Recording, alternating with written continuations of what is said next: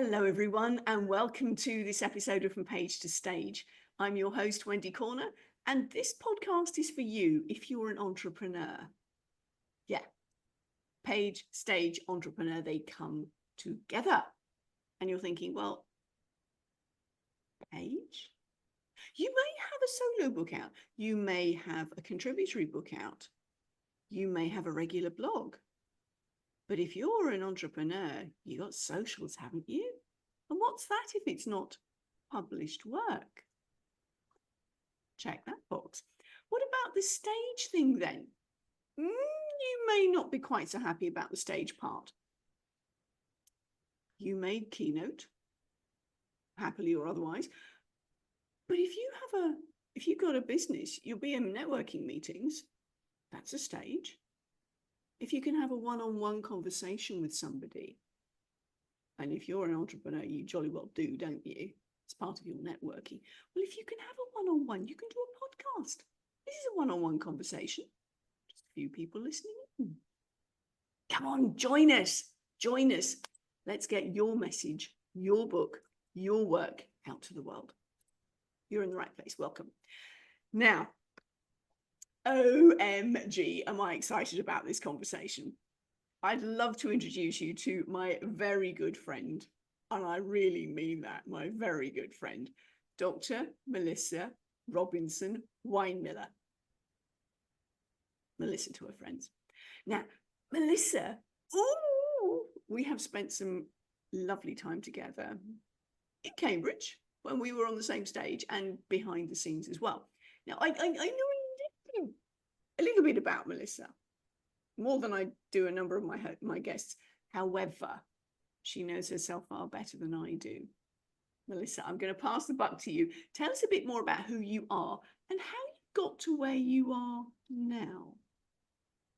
Over to you. Well, first, thank you so much for having me here today. I'm so excited to be part of this conversation and for your audience to let me in and, be able to actually discuss all of the stuff. So just much gratitude to you and your audience. Thank you. So I am definitely a work in progress. I think that's one good way to put it. I was a musician for a long time, and I played French horn and I loved it, and went on to become a professor of French horn, which there just aren't a whole lot of. So it was unusual. But unfortunately, I was assaulted by one of my colleagues within my first term of teaching, which put me on kind of a downward spiral where eventually, because of the unempathic leadership of the institution that I was at, I had to leave a career that was very, very dear to me. And I ended up having to leave it altogether because by the time the 7 years was over and I didn't get tenure, and a job that I had worked very hard to create was just destroyed, I had to basically walk away. And just about the time I started to try and rebuild, COVID hit. And a lot of the performing arts just, if they didn't die, they drastically downsized during that time. And I ended up having to try and figure out how to reinvent myself. And the thing is I just kept coming back to what had happened, because I was definitely in a grief place. And when you're in that place, you do try to figure out what happened and why. How did this happen? How could I have stopped it? How could I have not stopped it? What happened? And I kept coming back to this idea of empathy. And where was the lack of empathy? Where was the lack of human understanding and connection? And I actually started digging in deeper. And in the process, I got an MBA and an MSDA, which is Masters of Science of Data Analytics, because I didn't just want to understand the subject. I wanted to be able to dissect it and figure it out with numbers, with data, with studies, with all of that. And then went back to get a second doctorate in interdisciplinary leadership with an emphasis in empathy and leadership. So I've kind of come back around full circle to try and figure out what the heck happened and why, and put that into book form and then take it to the stage. I got to actually do a TEDx talk last week, which was amazing, because as a musician, to actually be back on stage talking about what had happened to take me out of music was, it was not only phenomenal to be part of the TEDx experience and community and everything that goes with it, but it was also I'm finding a very healing process because I Right. was silenced about what had happened for a long time. And to Yes. not only speak about it, but speak about it on stage in a way that might help other people from hurting in silence the way I did. Yes. I'm still kind of coming to grips with the whole thing, but Yeah. it feels like a wound that I just couldn't close maybe has finally found a means of comfort. Yeah. So that's, my Do story you in feel a you've got nutshell. the scab still, or are you actually at scar stage? Because I had to retell my story in what had happened, it's definitely scab. Okay. Yeah. But because it came from a place of wanting to help other people, it came from I think you've said this, that it comes from the scar and not from the wound. Yes. I didn't tell it because I wanted to tell it. I told it because I know other people will relate to it and it might help them. I think it's finally at a place to finally heal, and that's cathartic. Yes, it is, isn't it? Yeah. Yeah. Audience, what Melissa's alluding to, and it's something that I speak about a lot with my clients, particularly those who have had traumatic origin stories. And you as an entrepreneur will have had some experience that's prompted you to go, there's a gap in the market here. Something's happened. Something needs to be either developed as a product, a service, and because of what I've been through, I'm ideal to create that. When you speak about the stuff, and I've worked with authors who've got their origin stories out on paper, and then I've said, come on, right, we need to talk about it. They've gone, what? And when I realized that they're actually feeling they're going to re-traumatize themselves in the telling of it, that's when I say, aha, well, this is where I consider I have a duty of care to you. Let's language it in a way where you share with your audience the wisdom from the wounds.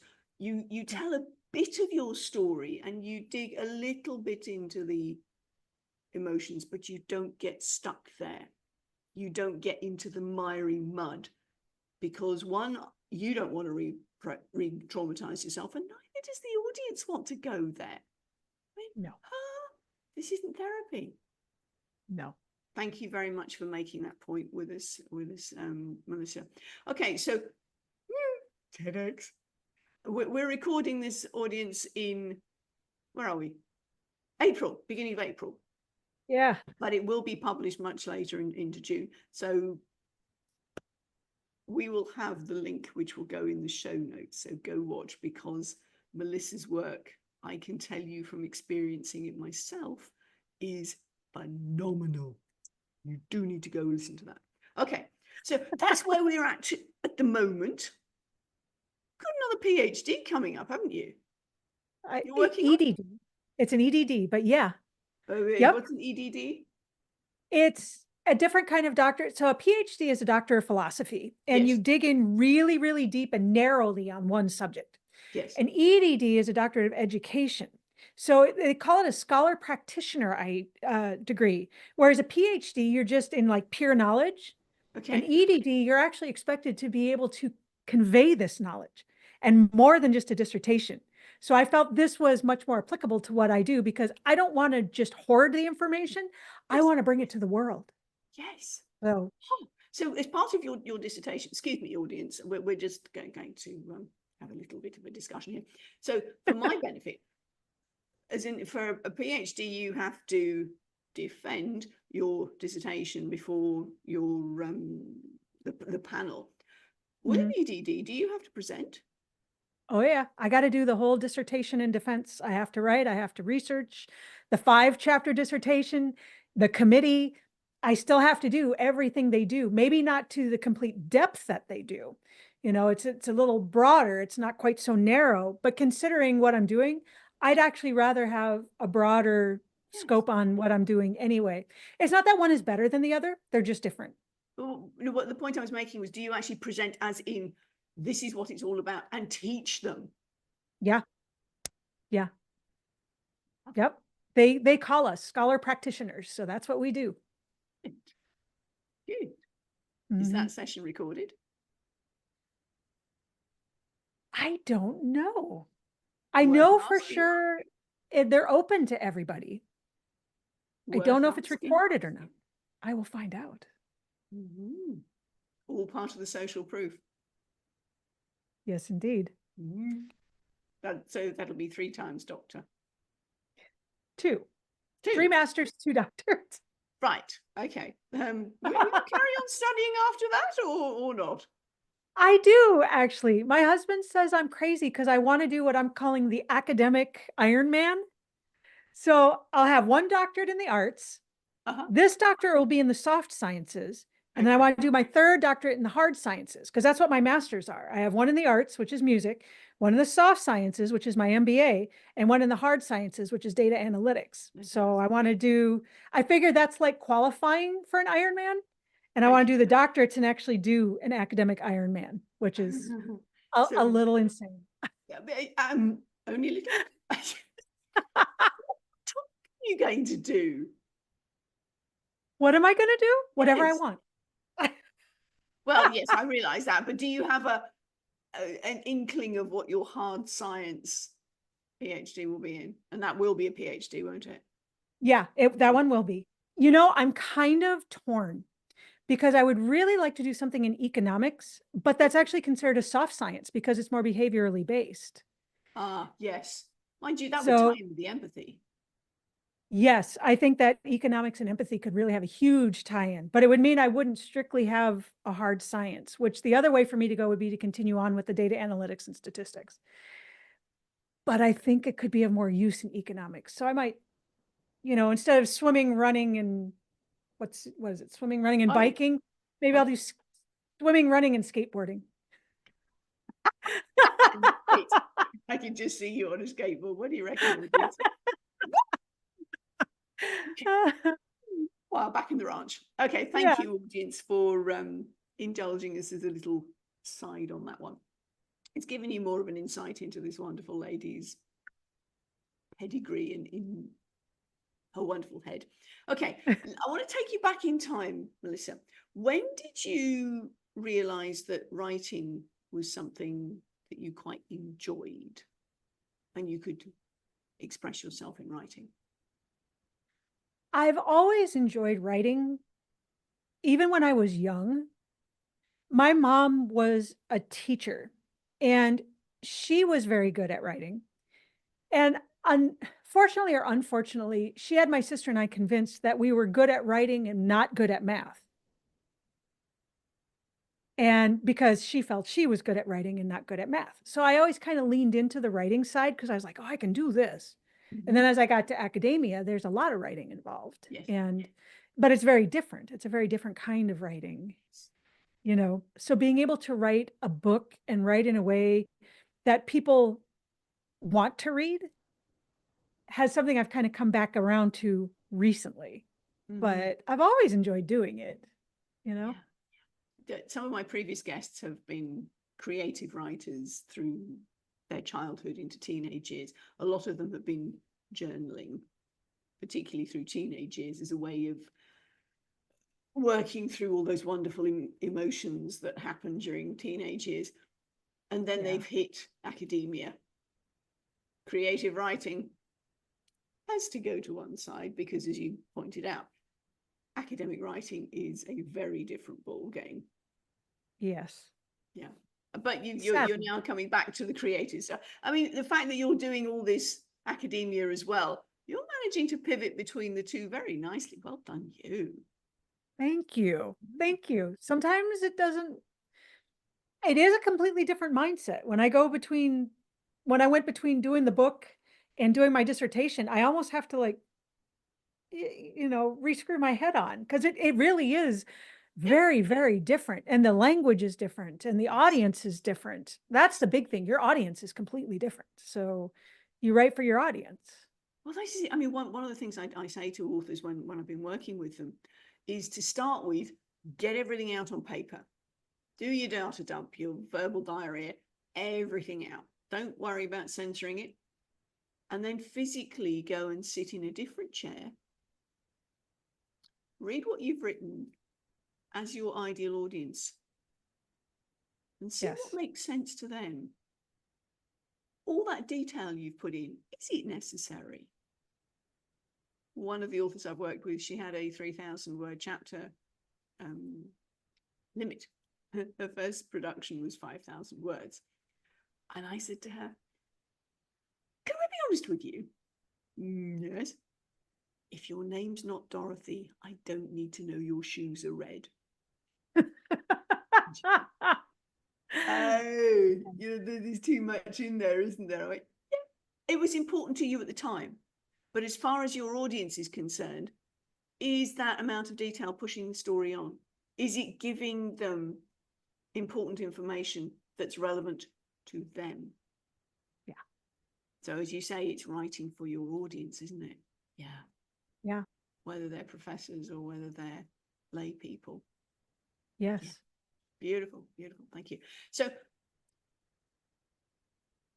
you mentioned the book.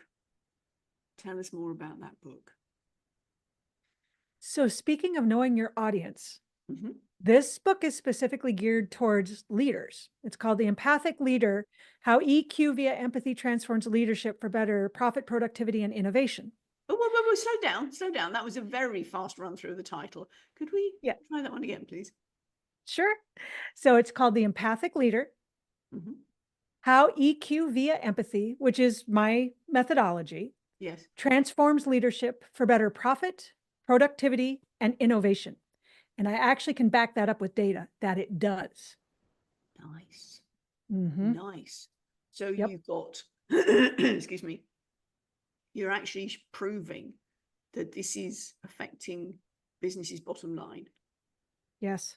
Speaking to the audience, the leadership who are involved in the, is this going to be too fluffy for us to take on? No. Nope. It's going to impact your bottom line, so jolly well do it. Yeah. Beautiful. Yeah. Beautiful. Wonderful. So this book, it's in pre-sales at the moment. When are you aiming to have it published? It will be launched on June 15th. So, I mean, you can actually go to Amazon and buy it. June 15th, there's a couple other outlets that are escaping me right now, but for sure Amazon. Because where else do you go for books? We will have, if you haven't already noticed when you're watching this, the show notes have the links for the Amazon and those other outlets that Melissa's going to give me the links to. Yes, she will. How exciting is this? And the aim is to release this episode just before launch date. So you're going to get in there right on the button. Love it. So, yes. It's aimed at leaders. It's aimed at business leaders. It's aimed at entrepreneurs, isn't it? Yes, it is. Yeah. Because precisely. all of us, I mean, the thing is, we're all leaders. Right. Whether we are solopreneurs or whether we have a multi-billion-dollar company, we're all leaders. Yep. I actually spend time talking about how we are all a leader of one, meaning a leader of ourselves, and then any other leadership comes out from there. But whether you're leading a huge corporation or just yourself, charity starts at home, and that means you. So, yeah. And the self-empathy thing, that was the topic of your TED Talk, wasn't it? Yes. Can you see how this is all dovetailing in, audience? Beautiful, beautifully designed. Okay, Melissa, we've talked about your writing, we've talked about the book. I'd love to come on to the speaking side of things. Tell us about your speaking journey, would you? You know, it's funny because I've never done, like, people do debate club or people do speaking in high school, or they, you know, they come up that, like, the person I think about is like Sir Ken Robinson. You know, he did multiple TEDx talks, and the man was a brilliant speaker, but he'd been speaking most of his life and came up into it. I didn't really do that because I was always so involved in music. I was performing, I was on stage, I was in front of people, but in a different capacity. So I would do speaking from the stage, you know, like for my first doctorate, same thing. I had to be able to defend. I had to do a couple different theory papers in front of an audience. I had done presentations academically, like at French horn conferences or music conferences or that kind of thing, which again is a whole different kind of speaking. You're in front of an audience, but it's different. So as far as coming to this kind of speaking, where you're thinking TEDx stage or keynote speaker that has a more performative aspect, I would say I didn't come around to this until the last 2 years or so, maybe. This is fairly new. Now I could pull a lot of my other skills in, which is I'm very grateful for, I mean, I have, the 10,000 hours on stage or whatever, but not speaking. So on one hand, there's things there that are very comfortable. On the other hand, there's things there that are terrifying. So it's been a really interesting evolution in this in about the last 2 years or so. Yeah. Wonderful, wonderful. Tell me, did you have to do presentations at school? Oh, yeah. Right. You see, Ken Robinson, like me, grew up in the UK. We didn't have that. Really? It was not part of our curriculum. Now, I don't know which school Ken went to. He may have gone to a state school. He may have gone to a public school, which is actually a private school, just the terminology the UK uses.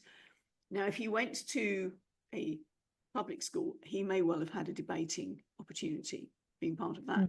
School I went to, we didn't have anything like that.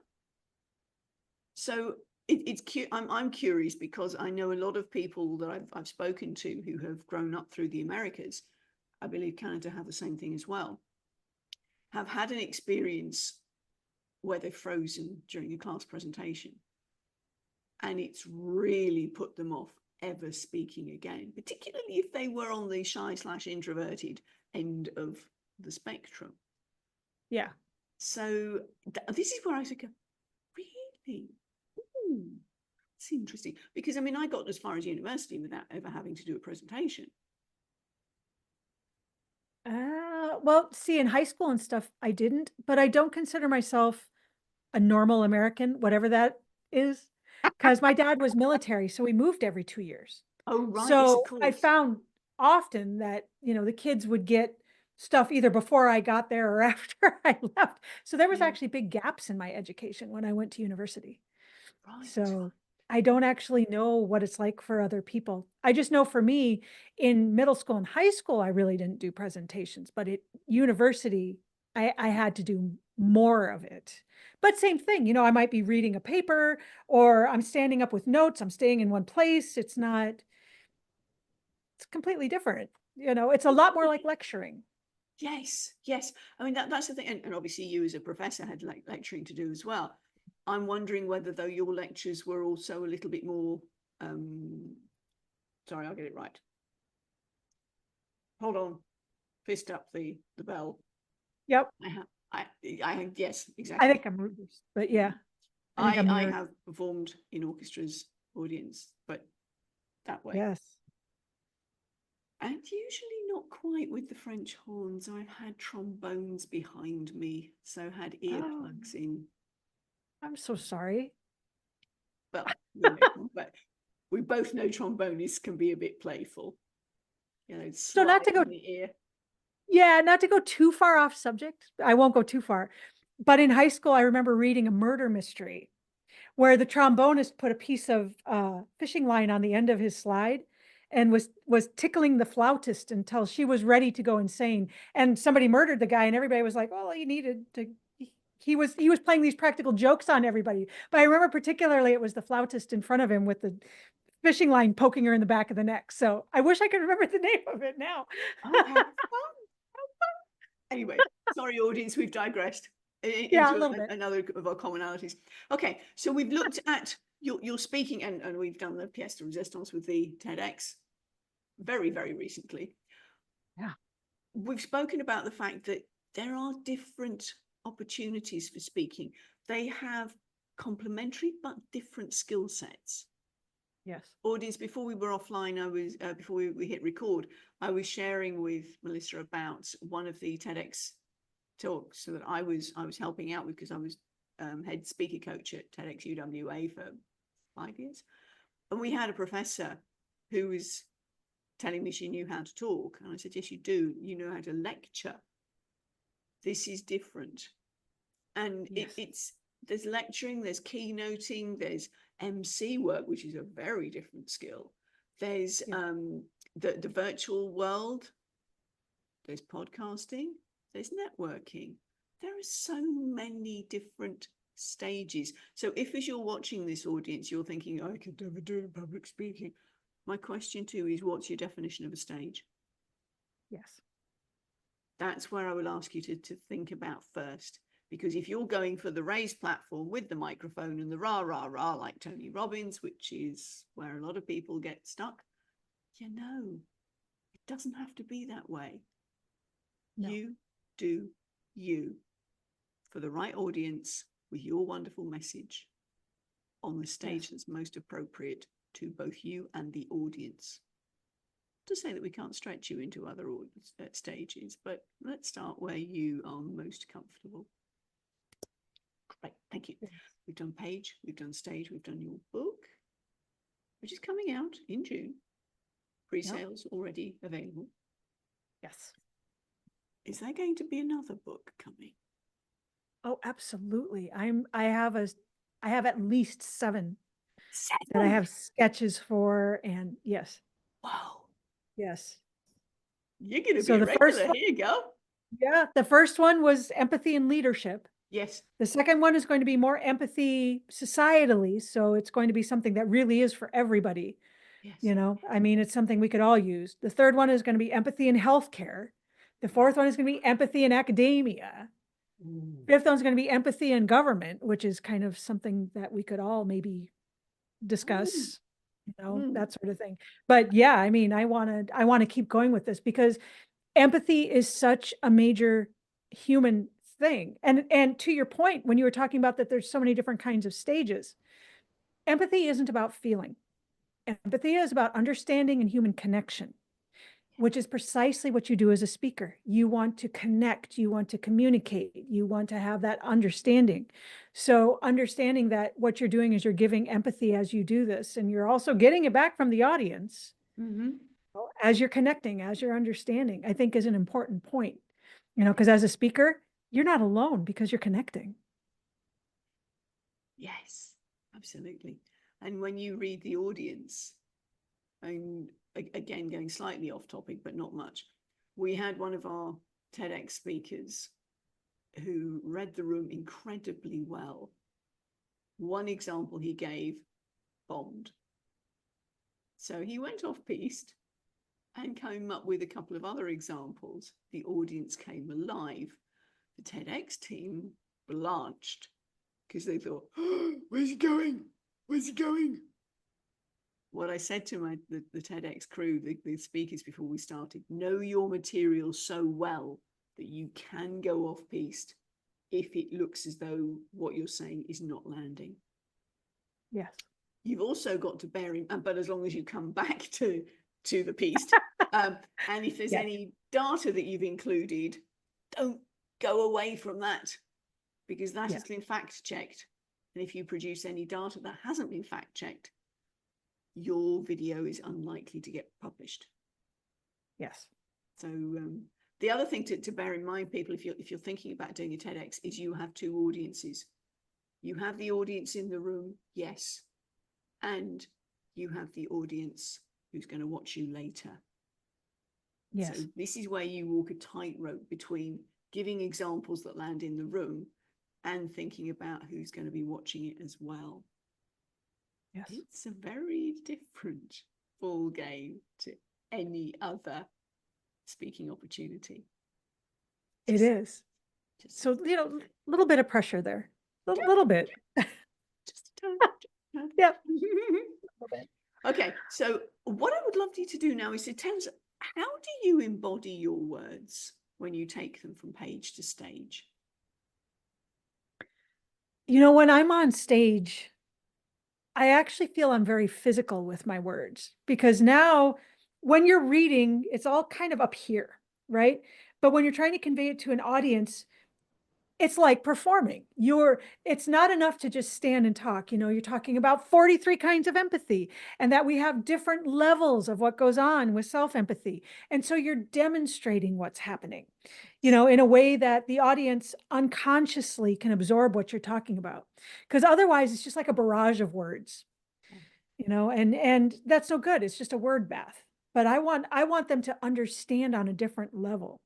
And the other part of that too is what you do with your words. You know, are you loud? Are you soft? Are you high? Are you low? Are you, are you painting your words? Are you creating a picture with your words? That sort of thing.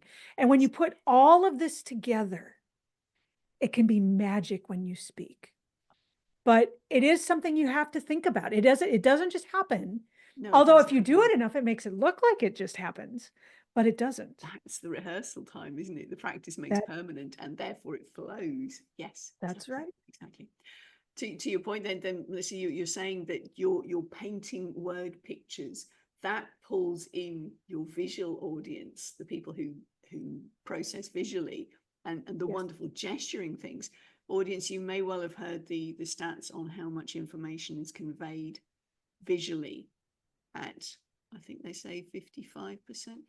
If you quote Morabian, his study is specifically on how you communicate emotion, not blanket. So I go with the 10, 40, 50, because my maths is not wonderfully accurate. So that half of what you're saying is visual. Okay. Yeah. Then, as you say, the nuances with the sound. Think of it as a soundtrack to your words. If you were listening to a good movie and you hadn't got the soundtrack there, it wouldn't be quite as impactful. Yes. I mean, you might as well read it. But it's the lilting, it's the emotion conveyed in your voice. Oh, yes. So important. Let's face it, Jaws wouldn't have been quite so impactful if you hadn't had that lead up. No. This is not going to come out on the audio, but you remember it. Oh, yeah. And then there's the feely bit. This is where Yes. the embodying really comes in, because you as a performer, your presence, you know whether somebody's reading from a script, even if they've remembered it, because Yes. it bypasses the heart. It misses. But when Yes. you really are passionate about your topic, your audience can feel it. Yes. So important. So important. I was reading an article, and it had come from studies and this kind of thing. But the idea that what you do with your TED Talk, or any talk for that matter, releases certain hormones. So if you're telling a story, that will release dopamine. And so people are going to be pulled into that connection kind of thing. That if you can make people laugh or get people excited somehow, that's going to create endorphins, which does a little bit of an adrenaline spike. That being able to take them down into the, and then this happened, and pull them into a story that has a lot of heart. Now you're releasing serotonin, I think. I forget which one is exactly which, but this idea that we as human beings do relate chemically and hormonally to what we're hearing and what we're seeing. And that as a speaker, it's up to us to be able to pull the audience in with us that way. It's oxytocin, by the way. Oxytocin. There you go. See, you got it. Yes. Yes. As you point out, this is where you put your dose in there. Dopamine, oxytocin, serotonin, and endorphins. If you can get all four of them in, not only do you feel good as a speaker, your audience have really got it. Yes. But if you want your audience to come on a journey with you, you have to do that, because we're humans and this is what we do. Yes. Yeah. I mean, think about any good story. You put a load of humans around a campfire, and I've done this actually. I've timed them. How long does it take before somebody starts a story? Well, we're hardwired to share stories. Yes. And a good story, as we know, takes you all over the place, because you want to know what came next. Yeah. Beautiful. Beautiful. We've talked about your writing, your speaking, this wonderful book that's coming out, first of a few. We won't put a number on that because it's expanding. Yes. We have the way you embody your words, Thank you so much. Before we wind up then, Melissa, have you got any final words of wisdom that you'd like to share with our audience? You know, it doesn't necessarily relate to writing or speaking specifically, but I think it has a place there. Because people that I've talked to that have written or that want to be on stage or that have these ideas, often you get the, well, would anybody want to hear me? Why do I want to put this out there? Oh my God, I don't want to be seen. I don't want them to feel this. And I talk about self-empathy because I think it's so important and something that we don't really give ourselves. We would give other people empathy much quicker than we would give it to ourselves. And I think this is a primary place where we need to have self-empathy and understand that, yeah, we're being very vulnerable publicly and that that's terrifying and that's okay. It's okay if my book isn't perfect. It's okay if my talk leaves me a little vulnerable. It's okay if when I walk up on stage the first time, I'm like, oh my God, you know, this is normal. And have empathy for yourself like you would for somebody else, that, you know, it's all right, and be comfortable with it. This is authentically who you are, and there's nothing wrong with that. Yeah, yeah. Can I just quickly clarify for our audience? Empathy is sometimes misunderstood.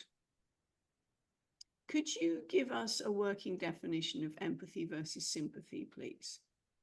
Oh, absolutely. Empathy is very misunderstood because it's such a deep subject. Like I said, there's 43 different kinds of it. And the I feel what you feel is only one.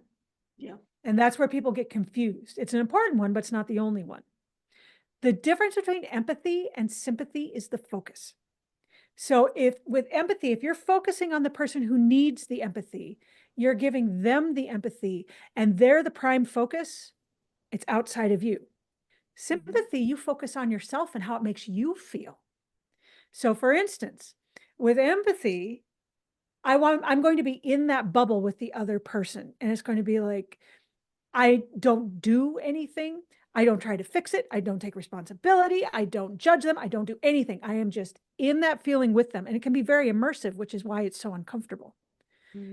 Sympathy, on the other hand, I'm going to look at that person and be like, oh, thank God that wasn't me. Oh, I'm so sorry for you. I'm looking at it through my lens, which is precisely why healthcare professionals are trained not to use sympathy. Because if you're someone in the hospital that's there on what could be the worst day of your life, the last thing you want is someone coming at you with this through their lens, because it feels like judgment. Yes. And judgment and empathy cannot exist in the same space. Now that's a writer downer, don't you think, audience? Judgment and empathy can't exist in the same space. Yep. Thank you. Thank you. 43 different types of empathy. Yes. Ooh-wee. And you explore those all in your book? I do not, because I don't want to overwhelm people. So I stick to the ones that I think would be most helpful for leadership, because some of them, so 43 different kinds fall into 8 broad categories. And it's interesting because it's not all empathy at its heart is about connection and understanding. But it can be understanding with nature. It can be understanding between people. Animals show empathy. Primates show empathy, interspecies empathy. We show empathy with feeling. It's called emotional or affective empathy. We show cognitive empathy, which means I understand what you're feeling. I'm just not feeling anything. You know, and self-empathy is a whole different thing altogether because of all the psychological baggage we all carry. So, yeah, I mean, it's fascinating because it all comes back to human behavior. And aren't we such wonderfully complex creatures? We are. Totally individual. So that wonderful phrase, I know exactly how you feel. Yeah, no, you don't. No. But you can try. Your filters. I come from my filters. Yeah. Which is why by empathy, I don't do anything. I'm just in that emotion with you. The interesting thing is that because it does cause a feeling of discomfort, usually we are motivated to do something, and the action is compassion. Empathy is what you feel. Compassion is what you do. So they're related, but separate. Yes, because ladies, can I be sexist for a minute? How many of us have spoken to a fella just wanting to talk something through, and before we've got to the end of even knowing that we're processing things, they've given us the how-to. Yes. They want to fix it because that's what they do. They didn't extend empathy. They weren't just in the feeling with you. They immediately wanted to fix it. So their compassionate solution may not actually fix the problem because they didn't connect with empathy first. Yeah. Yes. Thank you for doing a little bit of forensic teasing out for us. Because that's the thing, isn't it? I mean, your words have power. We don't always, what one person thinks of a word is not necessarily what the other person that you're talking to thinks of, which is where I get the clarification questions coming in thick and fast. I mean, I speak English, so do you, but you speak American English, I speak British English and Aussie English. And I've come up against some very interesting cultural differences. And allegedly we speak the same language. Yes. My supposedly. cheeks have flushed a number of times. But that's for another conversation. Audience, I've shared some of that on camera, but I'm about to share with Melissa when we go off air some corkers. Melissa, thank you so much. I have really, really enjoyed our conversation, as I knew I would. Thank you for sharing your pleasure. From Page to Stage. Thank you so much for having me. This is phenomenal. And I'm so excited to get to share with you just after the TEDx. And I don't mean to bring it up so much, but I'm still very jazzed about it. So to get to be here with you so close on the heels of it is perfect. Thank you for having me. Audience, we had some fun last week on the run up to. So this is a shared, not quite shared experience, because obviously I wasn't there in Tulsa, was it? Yes. Tulsa, yes, because I'm in Malaysia. But we were connected on an energetic level. Yes. Empathy. Thank you so much, Melissa, again, for sharing your From Page to Stage. From us, folks, bye for now.